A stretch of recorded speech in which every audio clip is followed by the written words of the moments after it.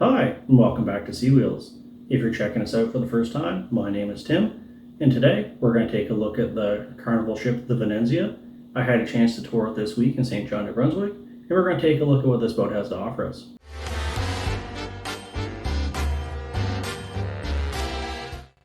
Let's talk a little bit about the background of the ship.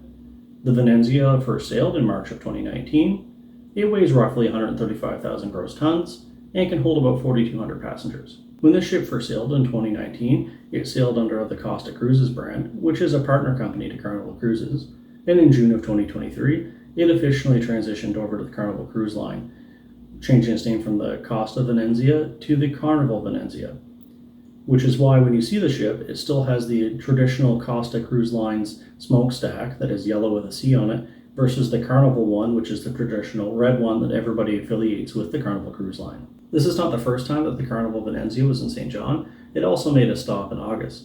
And a fun fact, most Carnival ships don't have a Deck 13 due to it being considered unlucky. Let's talk about the theme of the Carnival Venezia.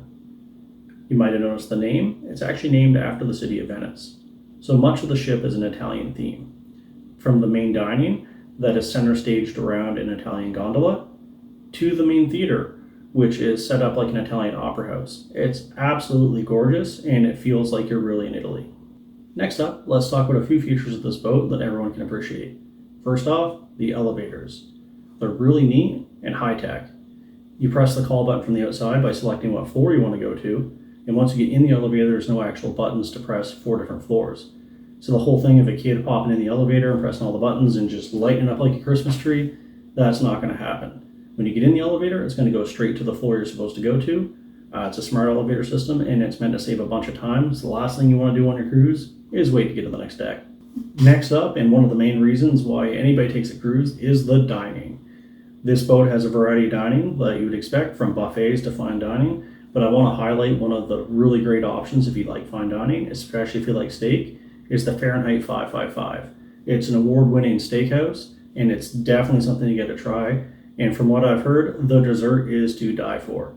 And most of the fine dining on the boat has the option to dine al fresco. So if you want to dine outside and enjoy the sunset or watch the sunrise, depending on if you're there for breakfast, you always have that option. Speaking of the weather, this boat has a nice feature. If it's raining or it's a bit chilly out, they'll close the retractable roof covering the pool deck. That way you can still enjoy a lounge chair, you can watch a movie, or go for a swim and the weather won't bother you.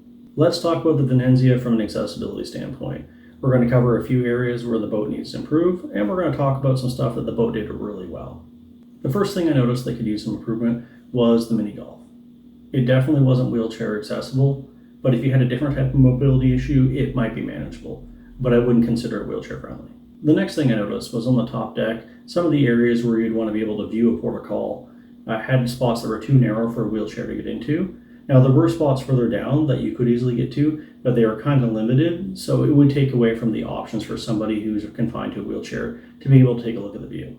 Now that we've talked about a few things that need some improvement, let's talk about the stuff that was done really well. First up, the elevators. They put in a wheelchair call button. Never seen this before, amazing feature. Elevators have a built-in sensor and can tell how full it is. When you press the button, it'll know whether or not there's room for a wheelchair or not and bring the elevator straight to you.